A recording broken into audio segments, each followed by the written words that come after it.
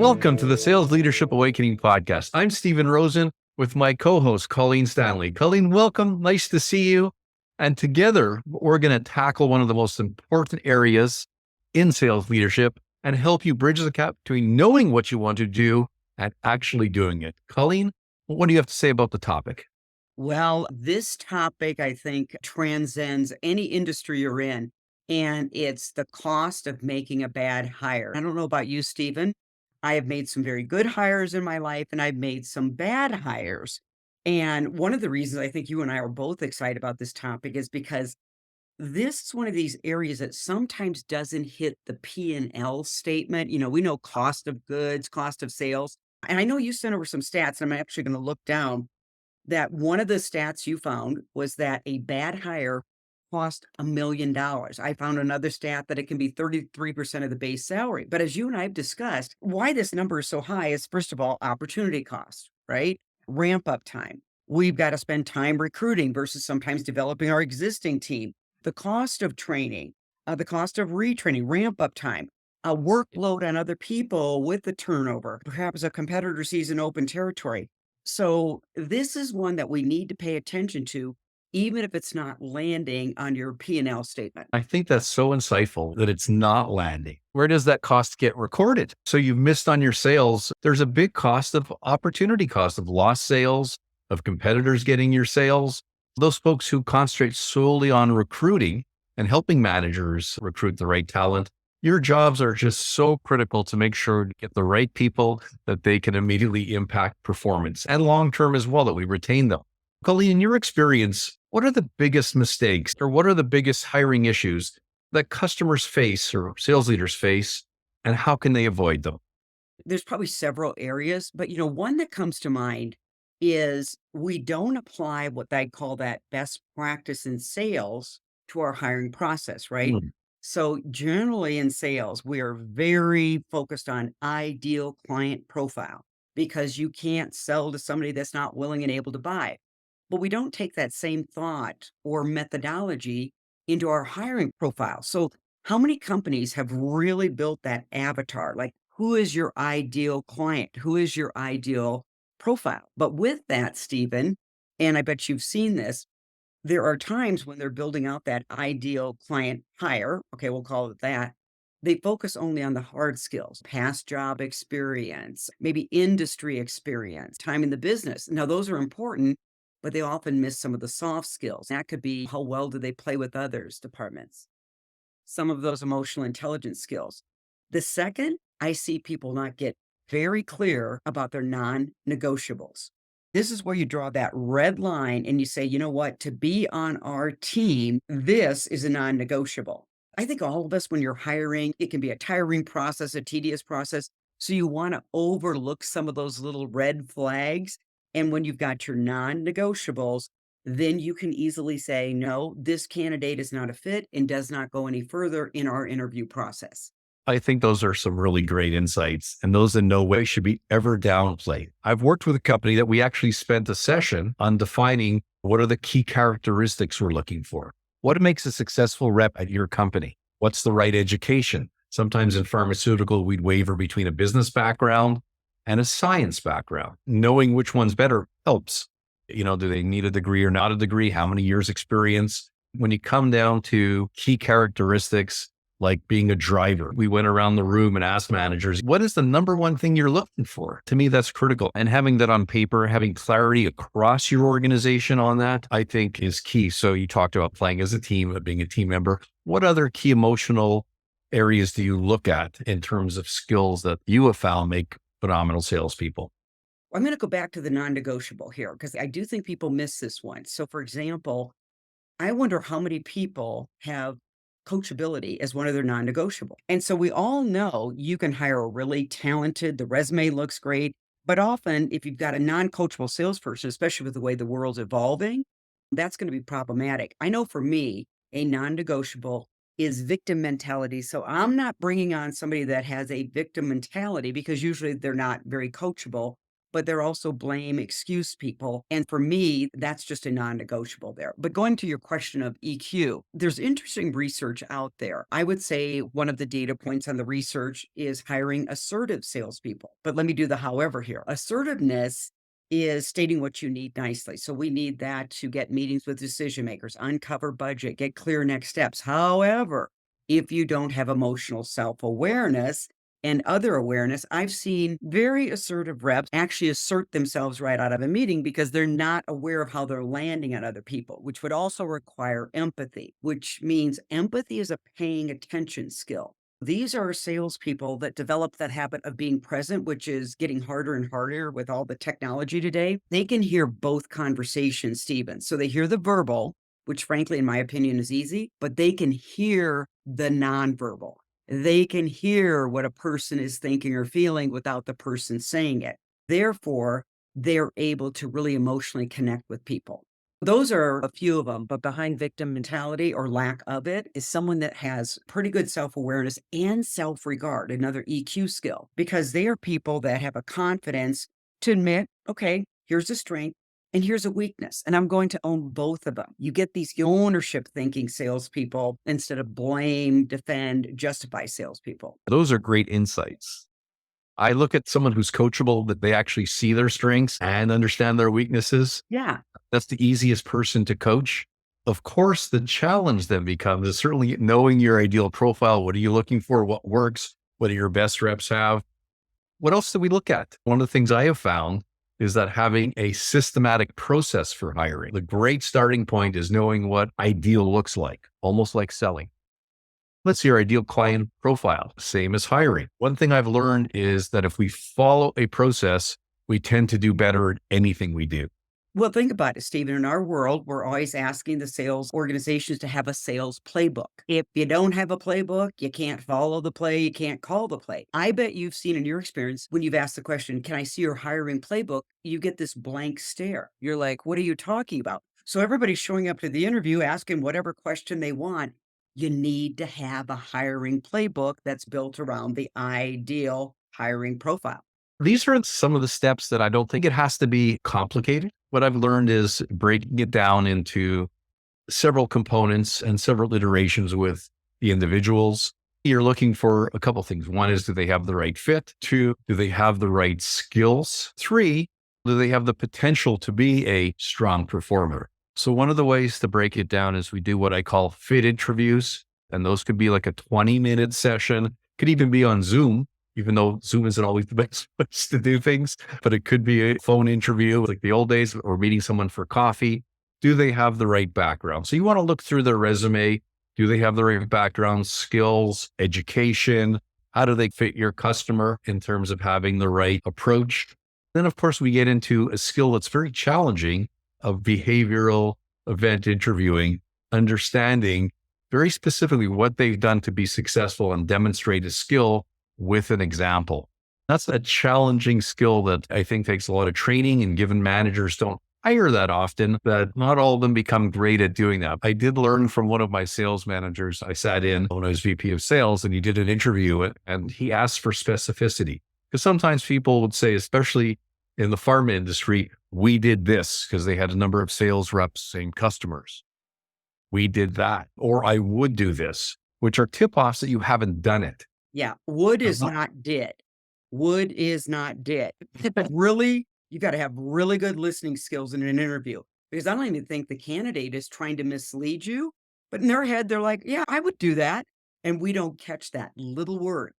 Well, and the part of really great interviewing skills, if we're giving some gems away today, one is stopping that person and saying, what I'm looking for is be very specific. Give me an example, not would, could, but what you did. Because at the end of the day, I'm hiring you, not what you think you should do, but based on things that you've done. Because what you're looking for there is past behavior being an indicator of future behavior. And the last area that even with great interviewing skills, and some people are really good at interviewing. Some people, if you do it infrequently, it's hard to get really good, is using some type of assessment, psychometric assessment, to get a sense, to get a more objective view of somebody, because sometimes we like people in interviews. They're personable. One company I work with, one of the managers love people who are personable. And that's a nice trait, but it doesn't make you successful necessarily. Introverts can be very successful, but they always went for people. And we pulled it out of assessments that, hey, this person is very likable. But then they miss some other things like, are they a driver? Can they self-manage? So adding a component on that's more objective, science-based, but using that as an addition to your process as opposed to your process. It's not the decision maker, but it certainly provides you with another set of inputs on a very important decision that if you make the wrong one is going to cost you a lot of money. Exactly. Well, and this is what's interesting. We all go into the interview and we think we're going to be objective. But the fact is, I know I had happened. This was years ago. And this was back in the day. We'd fly into a town, we'd interview all day in a hotel room, and had this very enthusiastic young lady show up. I was not trained in behavior based interviewing at the time. So I'm sitting there going, this is me. This is me when I was her age. I will tell you, she was enthusiastic, but she didn't get anything done. Another time, I remember interviewing, and I actually, for some reason, somehow I had purview to this rep's office and it was really organized. And again, I'm organized. I like this. Well, she was organized, but she never left the office. So if I had some objective data on self-starting, self-management, even on accountability, taking responsibility, I call it the paper. And you've got to take the paper. And if there's a red flag on that paper, what I'd encourage everyone to do is don't ignore it. The paper is generally accurate. I've had companies ignore the assessment. And I don't know if you have. And what's been the end of that story, Stephen? Well, it's fascinating. Actually, I have many stories of that. But there was one organization that we implemented using assessment, and we had a relatively new manager, not new to the organization, but from a different country. They went ahead and hired somebody. And usually I'd spend a few minutes just debriefing them on what the profile says or the assessment says, because the best profile is one that you understand what you're reading. Right. If you don't understand it, it's not worth it. It's the paper it's on. But if you understand and dig deeper, sometimes you validate or invalidate what it says. That's what you're trying to do. And they went ahead and they made a really bad hire. I had a strong relationship with the head of that organization, the business unit head, and I pulled out the profile. Oh my God, I'm sure I told not to hire this person because you can see from the assessment, I don't want to say you judge based on assessments, but I can see where the problems are. Basically, they decided that wasn't part of their hiring process. So again, they're inputs, but it's a real shame when you have flags, because that's really what you're looking for. Is there anything that I missed? Assuming great interviewing skills and the same questions for each person, which I didn't mention, but that's important that you follow that sort of systematic approach. But sometimes it's like an insurance policy. Have I missed anything? Exactly. Well, when you're saying missing anything, it takes me back to something you said before. So when you're looking at vetting a candidate, you're looking at the hard skills and the soft skills. But here's what's interesting on hard skills. I have seen where somebody, and the resume is not fudged. This is 100% accurate. The person made President's Club. They've been in the industry 5 to 7 years. Now let's use this as an example. This is where past experience is a good indicator of future results, unless the past experience, you're going right into the same environment. So I have had really seasoned reps, okay, lots of experience. They took a job with a startup. Now, Steve and I started in business.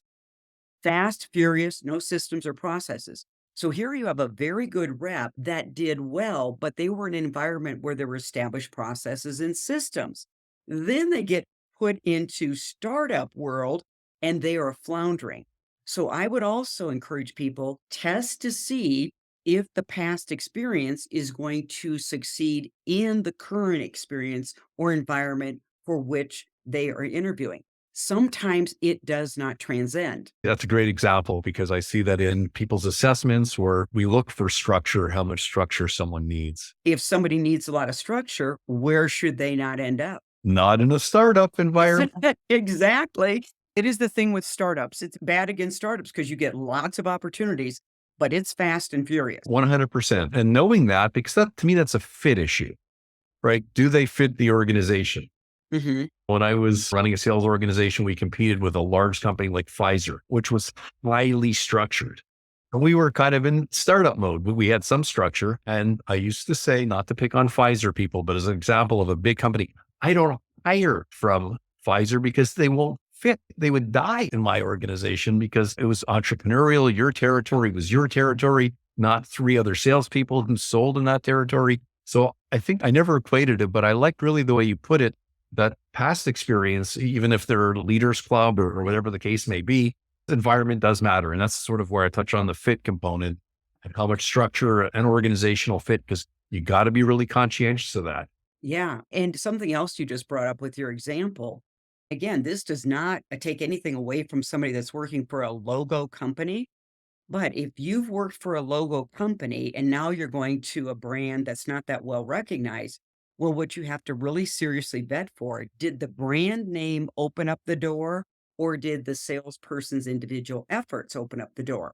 And I'm not taking away anyone that's had lots of success with a logo, but these are the things that where I've seen people get tripped up. Another area that I've seen get tripped up is when prospecting. As we know, prospecting is generally the most difficult part of the sales process. It's the one that I've seen clobber sales leaders and CEOs, small business owners. So you have to really vet if you are indeed in a situation where the rep has to source their own lead. Now, we all know it's great if marketing can provide it, inside sales, but let's say that's where you're at as a company. You better dig deep. Has this person ever sourced their own leads? Where'd the lead come from? Was it handed to them? Because I've seen people where when they're interviewing them, the person actually thought they sourced the lead, but actually they didn't. It came from marketing. It came from inside sales. So unless you've got that same structure, you're actually hiring somebody and setting them up to fail because they're going to be charged with generating their own leads and they actually have never done it. So you got to dig deep into that part of the sales hiring and sales process. Again, that's another great nugget because I just saw that with a client who I spoke to today. We hired his second rep and the guy had the industry experience, but the challenge was prospecting. There are some learnings from that you got to really understand exactly what you said to prevent that. Now, that probably wasn't $1 million mistake because it's a much smaller company, but having to start over and find someone, yes, there were some learnings, but that just hurts the business. Managers are always under pressure if they have a vacancy, right? It's a hole in their team. The easiest thing to do is hire the person who I call the plug and play. She described them really well, but I'll just give my own take on it. They have industry experience. They may even know the customers. They may even have won awards. So you figure, great, I can hire this person and my life is easy. There's not much training. There's not much coaching. I just let them go. Plug and play. Plug and play.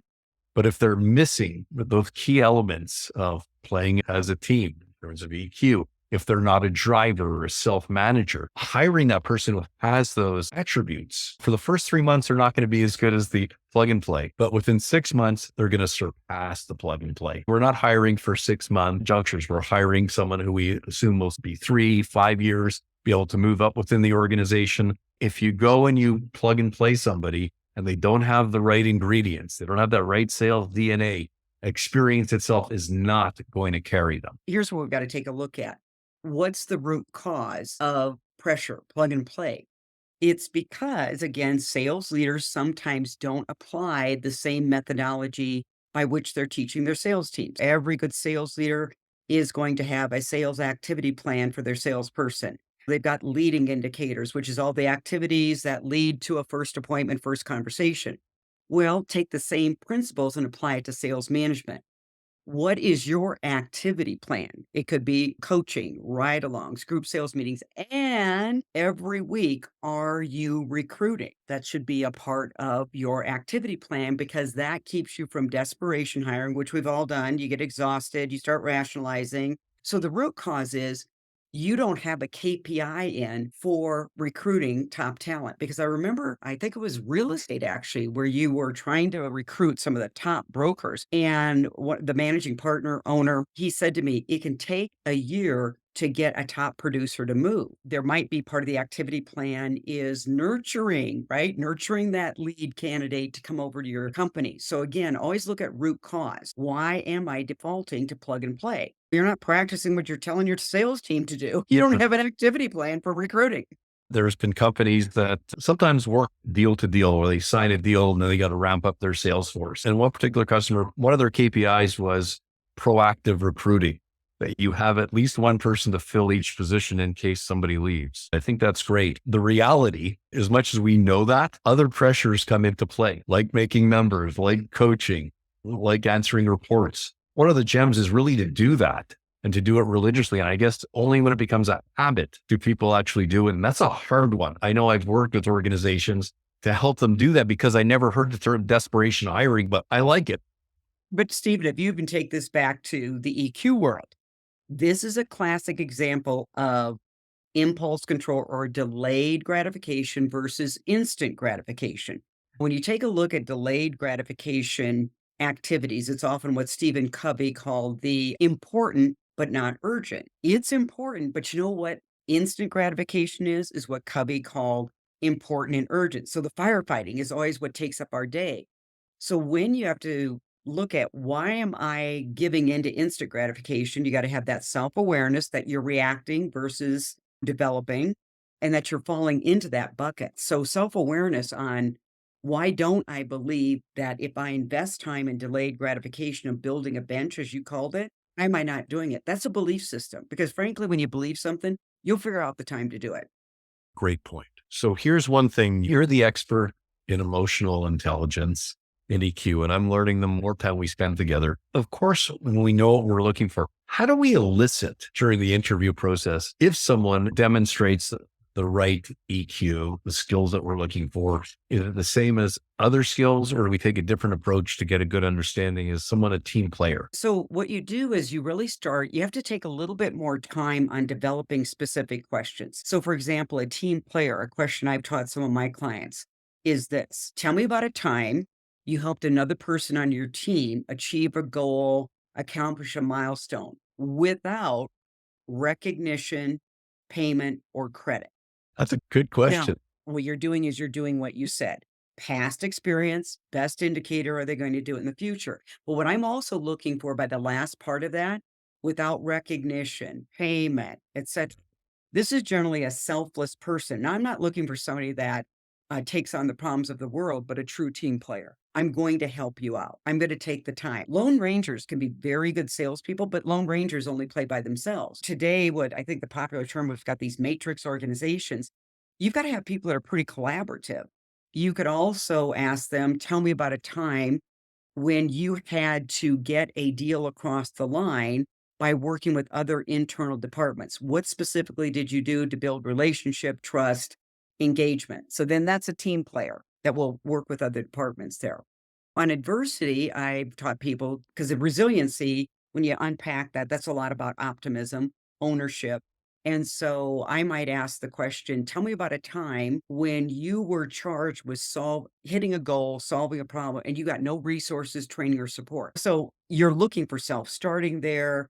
You're looking for somebody that'll get after it. And then when you listen to the answer, you want to listen to that. It's not a resentful answer. I don't want to be hiring angry, resentful people. So people that, tell me about a time you had to accomplish a goal without any support. They just have this thinking like, okay, I can do it, which is optimism. I'll own it. It's up to me.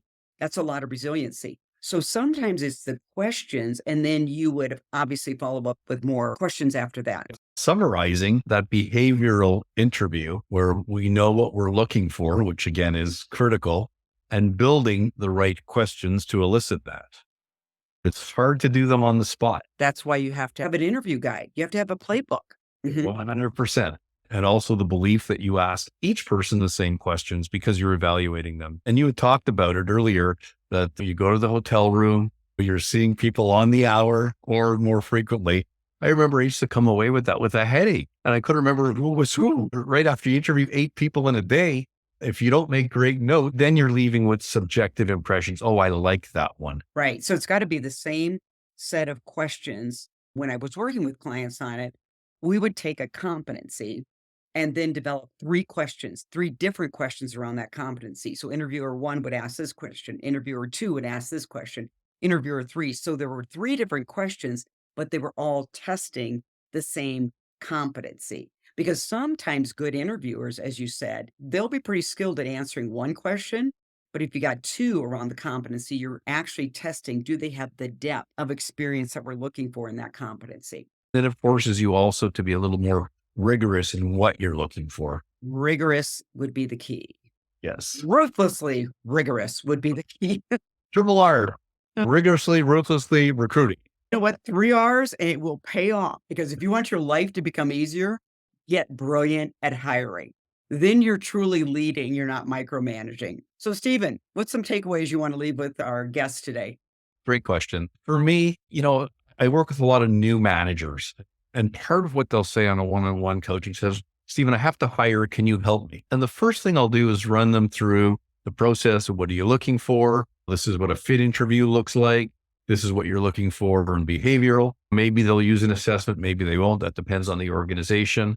But really what I found is when you follow a consistent approach, even when you're new, you make better decisions because this is making decisions. It's choosing between, maybe you've interviewed 9 candidates, maybe you've interviewed 3.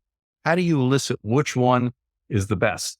I do believe having an objective measurement add to the process helps new managers, but also helps tenured managers have that additional objective view of the candidate. So my message is be systematic, like any process, preparation and planning and having a playbook or the same questions written down, making note, which at the end of the day, you forget. Let's say they're being interviewed by other people. If you don't make good notes in the interview on each of those questions that you ask, you forget. I don't care how good a memory you have. So part of what I find is to reduce hiring mistakes, be rigorous, as you said, ruthlessly rigorous, but also follow a defined process. For those who are maybe not that skilled, having the questions help, listening helps, and making notes is almost integral to a good process. How about yourself, Colleen? What would you like our listeners to walk away with to prevent them from making critical hiring mistakes? So, number 1, practice ABR. Always be recruiting. This is like sale. When you consistently prospect, you have a full sales pipeline. Then you're not desperate. You don't think you have to discount. You don't write practice proposals. ABR, always be recruiting. You have a full people pipeline. And so you get to choose who is on your team versus, well, maybe I can settle for who's on the team, which again takes delayed gratification. Examine your belief system. Quit making excuses that you don't have time because you do have time. Because if you don't take the time to build a people pipeline, you're going to be spending all your time firing people or working with poor performers. So that's ABR. Then the second I would say is just get really clear on your own core values. That's where your non-negotiables come from. And generally, we work well with people that have similar values. In fact, the research shows that if a person aligns in a company that aligns with their values, they're happier, they stay longer. So we as leaders have to get clear on our values, interview for those values. That's the non-negotiables because everybody gets set up for success. So, but when you share great insights, it always brings back neuron fires. And I'll just share one story before we wrap up. My belief is coaching is an important part of being a great sales manager. And we had some very high KPIs of days in the field. One of my managers said to me, she said, Steven, I don't have time to hire. I don't have time to replace this rep because I'm busy coaching. I think that's great, but you do need to hire. So I said, here's what I'm going to do. I'm going to add in interview days into your coaching days for your KPI. Let's make sure we're doing the right things for the right reasons. Not having time to recruit is like when you're looking for a spouse and you say, okay, I'm looking for a spouse. Okay, that person will do. You got to spend time on it. Or else you have to start accepting the excuse from your sales team. I don't have time to prospect. I don't have time to do this. So leadership is modeling the behavior you expect. So if you say you don't have time for this, then get ready to accept the same excuse from your sales team. There you go. Love it. So thank you once again, Colleen. It's been fun. Yeah. And thanks everyone for joining us on the Sales Leadership Awakening podcast, where Steven and I every time do our best to help you bridge the knowing and doing gap. Thank you.